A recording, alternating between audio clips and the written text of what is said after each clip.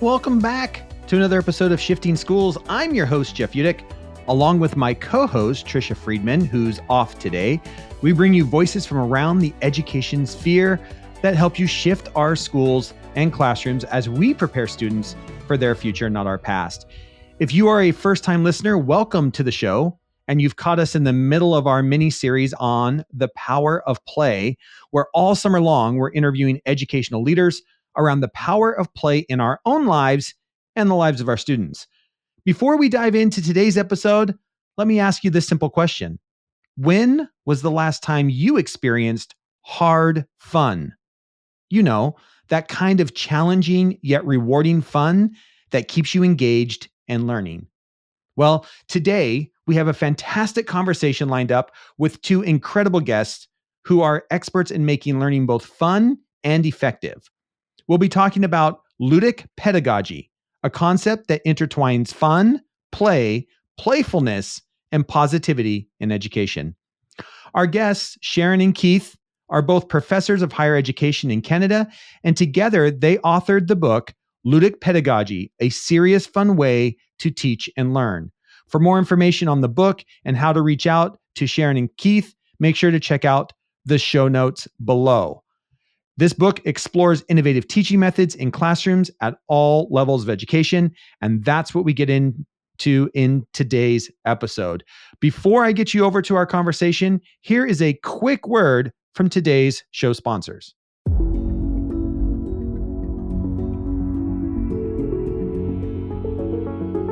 Discover the power of acknowledgement with Lebra. In a world where every staff member's dedication shapes the future, recognizing their efforts becomes our mission. Lebra transforms your school into a place where achievements, big and small, are celebrated daily, creating a ripple effect of motivation and pride. Join the recognition revolution with Lebra, where every achievement is a cause for celebration. For more information and a free demo, contact me at jeff@shiftingschools.com today.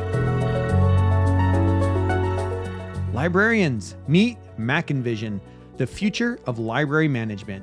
With a student-centered design, MackinVision's intuitive interface and seamless navigation ensures that your students find the information they need quickly and effortlessly. Discover how MackinVision can transform your school at mackin.com/MackinVision.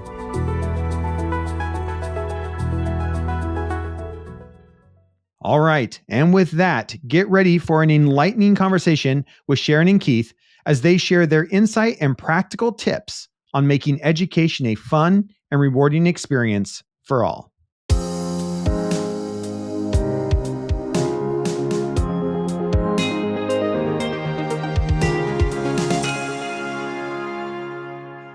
All right, welcome back to the Shifting Schools podcast. I'm so excited today to be joined by Sharon and Keith, authors of Ludic Pedagogy, which we're going to get into here in a little bit. But thank you both for joining us today on the podcast as we are doing a mini series all about the power of play, and specifically for us as adults and for our students. We're just talking about everything, and I'm so excited to have you here. Sharon and Keith, welcome to the show.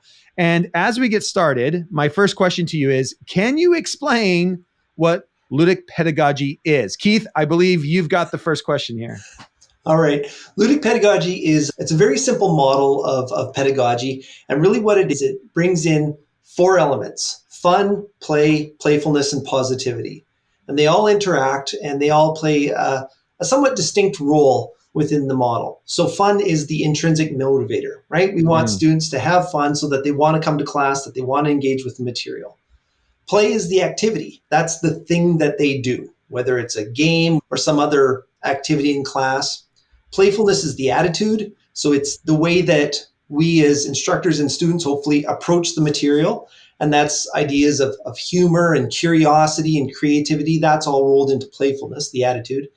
And the last piece is positivity. And that's the affect, the emotional or mood piece that comes with it. So you can see how they all interact and work together, but that's the model in a nutshell. I love that, man. You did such a great job. I can see that. Okay. That's great. Great visualization. Sharon, welcome to the podcast as well. Can you maybe break down for us what is one myth about play that you seek to correct or try to call out in the book and through this pedagogical approach? Absolutely. Thank you so much for having us today, Jeff. I think people usually think that if something like things that we do in university or in college or in any educational setting, that if it's fun or if it looks like play, then that automatically means it's easy. But Keith and I are here to dispel that myth.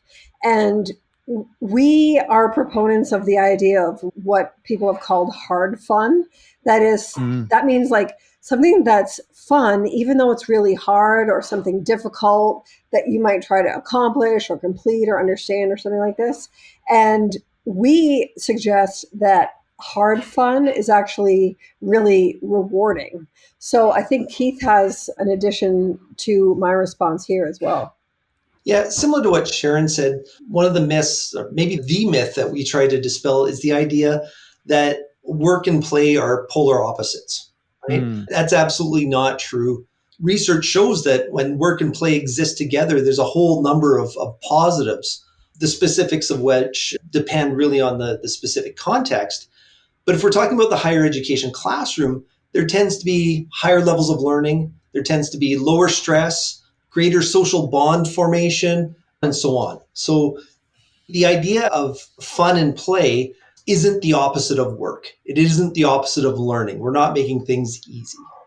I like that. And I know that the book focuses specifically on higher education, universities and colleges classes.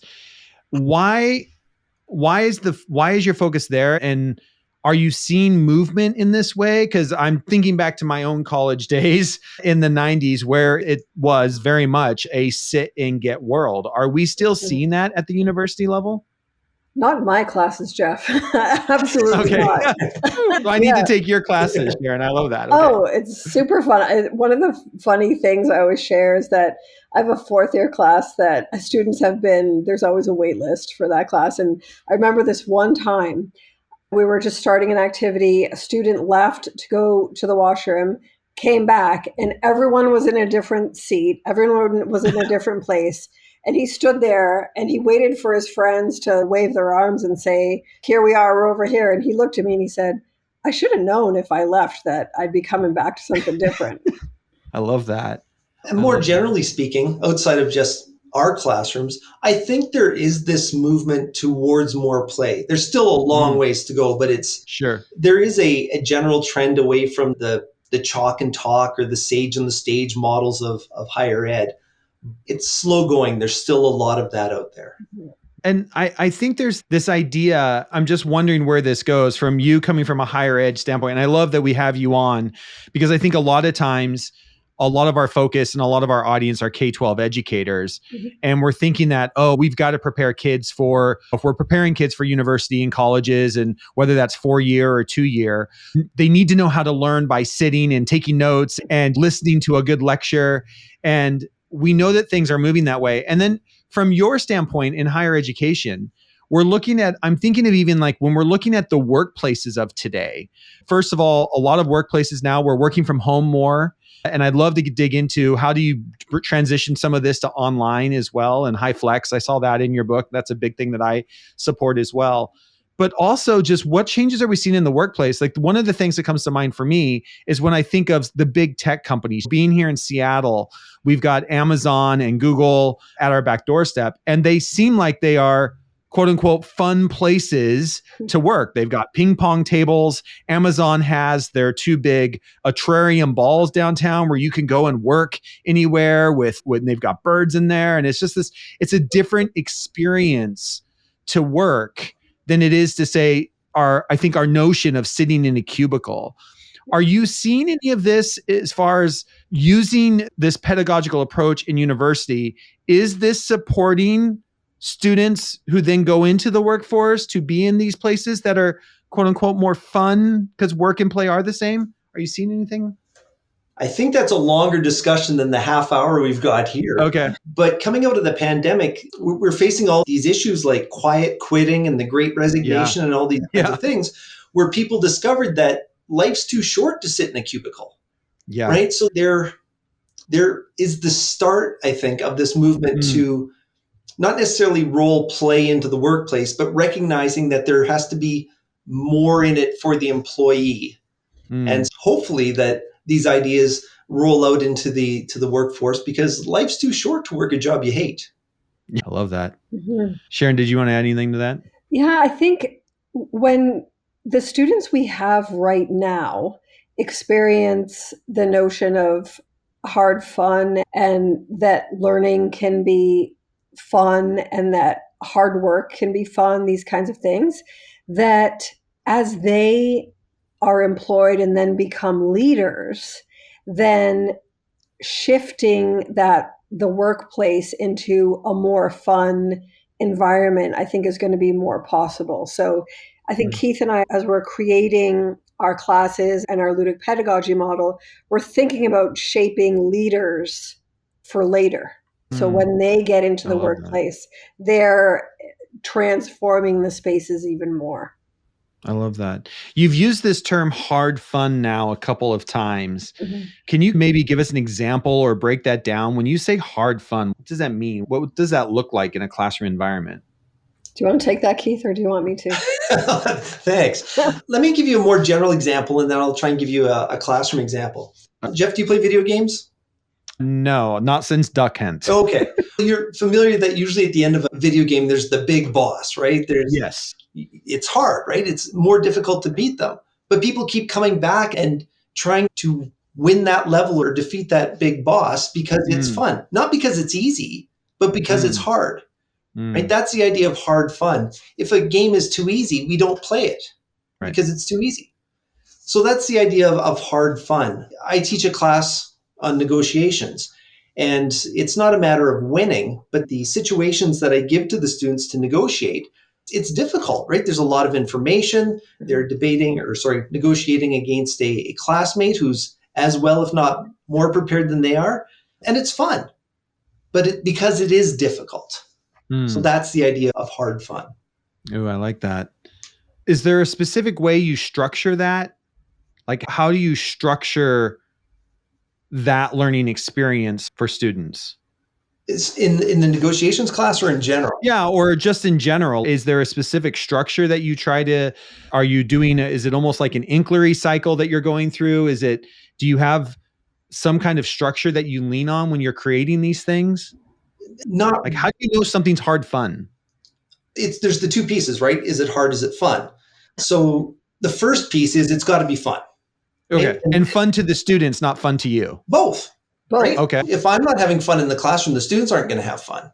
Okay. Fair. I like that. Right? I try and design, and Sharon's got this wonderful tool that I'm sure she'll talk about. But when I'm designing an activity, is it something that I would want to do? Is it something that I would enjoy doing as a student? And then it's just a matter of designing that activity to the appropriate skill level. Okay. Right? So if we're starting to stick with my negotiations class, if students have never given any thought to negotiation and the tools and tactics that they use, the level is going to be much lower. But as we move through the course and they gain skill, the difficulty, if you will, of those activities is going to increase as well. I love that. Yeah. I love that. I have a similar experience in one of my classes. It's a communication and conflict class, and I want to teach students to reflect on how they feel when they're frustrated. So I pick something that's really hard, and I give them a piece of origami paper, and I just say to them, pick whatever paper you want, and they'll pick something that's pretty because they don't know what they're going to do. And then I say, now you've got to fold a paper crane. And they're like, oh my God, no. Oh my God, this is so hard. And so I say to them, however you want. You can look it up on YouTube. You can use directions like still directions. You can follow a picture, anything, as long as you come out with a paper crane at the end. So they've got to reflect on, what do you do when you don't know what to do? How do you seek help? How do you deal with frustration because it's hard to fold a paper crane if you never have, right? And Sure. so do you talk to other people? Do you prefer to work alone? These kinds of things. And then at the end of that class, like some of these paper cranes look very distorted and it's really hard, but everybody leaves that day and says, that was really fun. I love that. I love that. Thank you for tuning in to Shifting Schools. Let's pause our discussion to spotlight Lebra HQ, a breakthrough in using AI to deepen connections within organizations. Imagine an environment where every staff member feels truly seen and valued. This is the heart of Lebra's mission.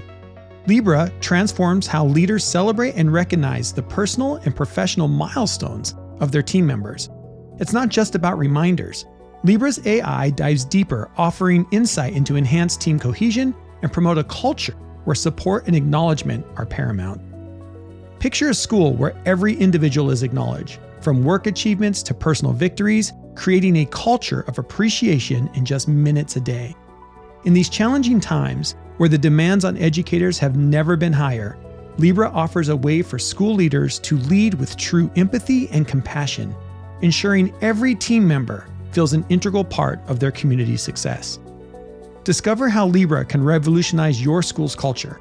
For a demo, contact me at jeff@shiftingschools.com. Let's build a future where every educator and staff member feels connected and valued. And now, let's get back to our conversation. In your book has a lot of practical tips for educators. Can you highlight maybe one of them that you think might be helpful for all educators to think about? It's a very broad tip that I'll use. No, go ahead. The very broad tip that I would give to all educators, and this is from not just higher ed, but from K to 12 as well. Yeah. My wife teaches grade 5, so we talk about the similarities and differences in our class. Yeah. And that tip is have fun. A lot of what students do in the classroom is based on modeling. If they sense that we're not enthusiastic about the material, if we're not interested in the material, they're not going to be interested. They're not going to be enthusiastic. But if we come in and we model having fun with that material and being interested and enthusiastic and curious and engaged, they're more likely to be that as well. So there's kind of two pieces here. One of it goes back to what I said earlier, is we spend a significant portion of our life at work, far too much time to not have fun there. So we need to have fun in our own jobs. So having fun in the classroom while we're teaching. And that just increases the amount of fun that we're having in our lives and all the benefits to our well-being that entails. The second piece is that fun and all those other pieces of Ludic pedagogy that I mentioned, those are all good for our students, their learning, and their well-being as well. So simply by going in and having fun in our classrooms, there's no downside. I love that. Yeah. So my tip for educators would be, and this is a fun tip, I think, is to ask yourself the question, is this lesson, is this reading, is this experiment, is this assignment, is this activity, is this whatever we're going to do, is this going to make my students more interesting at parties? And it sounds simple, but it's actually not a very simple question, because like educators know that, like for me, even the biggest compliment a student can give me is when they say like, I talked about our class with my parents. I talked about this when I went home or whatever. I'm like, oh my gosh, I can retire now. They talked about class outside of class, right? So if we take a loose definition of party, call it family dinners, a networking event, when students go home to their roommates after class, whatever, then it makes sense. Because when students are familiar with course material, concepts, stuff you talked about in class, they can then explain it to someone else, like a grandparent, someone they're crushing on, someone who's not in their major field of study. Then the students, they understand that course content, they can break it down, and they can articulate it to someone else, even if they're nervous, even if they're in an unfamiliar place. So my question, is this going to make my students more interesting at parties? In other words, does this activity help my students to apply it to their life outside of class? And that, I think, is where we're going.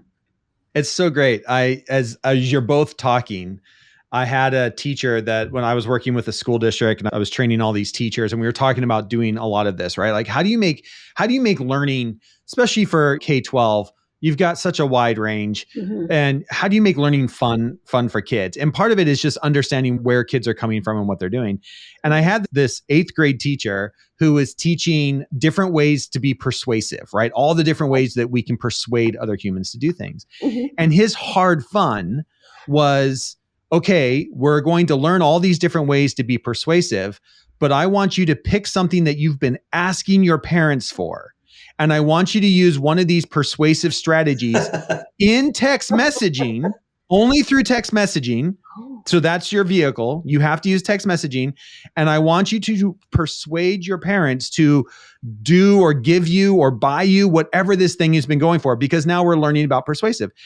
And he came back and he said, I've never seen kids dig in to the point where, one, they're using their technology, text messaging. Yes. They're trying to get something and they're learning all these different ways that they can be persuasive. Right on. And the crazy part is he had a girl in his class who's been asking for a pony and was able, like, parents bought her a pony. And of course, now she's saying to herself, oh my gosh, it actually works. Like, these ways of being persuasive actually works. Another student was asking for a new bed because he didn't like the bed. And so he used one of these persuasive protocols and persuaded his parents. And over text messaging, the parents like, you're absolutely right. We should go pick you up a new bed today after school. And he said and it didn't work for all of the kids, but he said the hard fun of first figuring out what persuasive strategy was going to work on your parents, and then having to come up with a text messaging. How are you going to, is it one big long text message to your parents? Is it engaging your parents in a conversation that you can be persuasive in the conversation? Yeah. He goes, they learned more. And he goes, and it was like, they dug in. And it was like for a week. He goes, I didn't teach anything for a week because they were all preparing for Friday. We were all going to text message parents in our class on Friday. But all week, they're going through the motions and they're trying to figure out what's the best way for my parents and my relationship with my parents. And he goes, it was so much fun. Yes. And I was thinking, you know what? That's when you know that you're into something. Sharon, like, the kid comes back and he's just shaking his head like, I should have known that you'd have just messed up the entire class when I moved out. I think there's so much fun in learning. And sometimes we forget that because we get so focused on, I've got to hit these standards and I've got to be at a certain place at a certain time. And if I haven't finished unit 3 by October, and we somehow find ways to forget the fun part. And I think that happens at all levels of education. And Absolutely. It's so difficult to think about that. And that brings me to my last question. Just what is one piece of advice you have for listeners who are mostly educators, educational leaders, looking to better embed play in their lives as well? Because as you both have stated, if we're having fun, that's number one, Keith, I think you said, is it's got to be fun for me too. Yeah. What is something that you either do or a recommendation that you have for educators who are listening, they're like, how do I create something, or how do I bring fun back into my own job or my own classroom for myself to support me in doing this kind of work? That's a hard question, I know, but I think you have to have fun in your own life too. Like Keith mentioned modeling and being a fun person, being a lifelong learner, these kinds of things. If you're not having fun, your students aren't going to have fun. So you got to have fun in your own personal life. And that was how I first started interpreting your question. And I would encourage educators to think about what you liked to do when you were a kid, and then do more of that. So I'll think about myself. Like when I was a kid, I loved doing crafty things. And now I kind of bundle that in my personal life with doing other things. Like I'll do a crafty thing while I'm watching TV, or even my paper crane example. That's a crafty thing, but it's hard, right? So I think about, what did I find fun? And then I pull in little elements of that into my own personal life or even into class. And that kind of gives students an anchor, like that paper crane example, because when you're trying to do something hard, they needed to reflect on that and how do they seek help and how do they go through that. But I used the crafty thing as the vehicle to get there. I love that. I love that. My tip would be lighten up. There's opportunities for play everywhere all the time. I mean, at home in your own life, you could chase the dog, blow bubbles in the yard, whatever. In the classroom, tell a joke, laugh at students' jokes or their stories, talk to students about their lives. Play doesn't have to just mean structured games. It means engaging in behavior you find fun. Play is an activity. So whether it's structured or unstructured, it's just doing something that you find fun. So be willing to do it. Right? Be willing to engage in some activity that you find fun in the classroom. As the saying goes, we don't stop playing because we grow old, because we stop playing. Mackin Educational Resources has once again partnered with us for our summer mini-series. Thank you to Mackin for continuing to be a partner of the Shifting Schools community. Their new product, MackinVision, is the future of library management.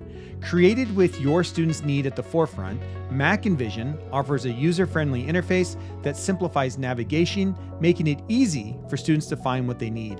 This state-of-the-art system includes features like intuitive browsing, secure multi-level access, multimedia searching, and whole school rostering. Additionally, it has a teacher library portal, aggregated dashboard, live analytics, and centralized reporting. MackinVision is designed to streamline your school's library operations. Learn more about how MackinVision can benefit your school at mackin.com/MackinVision. Schedule your free demonstration and experience the future today. As somebody who this is my last podcast of the week and then I get to go camping for 3 days, that's my fun. So I'm excited. So that's me getting out and doing my fun thing. I'm reading the synopsis of your book, and you talk about using pedagogy not only in face-to-face classrooms, but also in hybrid, high flex, and online environments. Yep. I know we have a lot of teachers now, especially after pandemic. We still have a lot of public school educators who are teaching 1 or 2 online classes because this has almost become part of public education now, as there's this online component, or families have the choice to stay online or do 1 or 2 classes online. Yep. How does some of these techniques and ideas of being fun, it's one thing, I think, Sharon, to be face-to-face and having kids making cranes and being able to bounce ideas off each other in a face-to-face classroom. Mm-hmm. How do some of these ideas transfer, say, to an online learning environment? I think one of the things that is not any different between face-to-face and online is some assignments, right? I am prepared to die on the hill of the non-disposable assignment. Most assignments tend to live between the student and the instructor, the student and the educator. So what I try to do is give my students opportunities to do assignments that can be translated elsewhere. For example, I teach communication and digital media studies. So students can start a YouTube channel, do a social media post, make a podcast, do a vlog, things like that. Giving students the freedom to decide what medium they're doing their assignments in, that kind of choice goes a long way. But if we're talking just about digital delivery, I think students love 5HP stuff, like filling in the blanks and matching and little quizzes and stuff at the end of readings. It just breaks up the monotony, and that kind of stuff, even university students find fun. Wow. I know it seems like a lot of our book is the in-person kind of stuff, but the whole idea of ludic pedagogy actually arose online during the pandemic. And that was the context we were all operating in when we conceptualized the model and started writing the book. That was in our heads the whole time we were developing this, even if it doesn't always show up on the page. Yeah.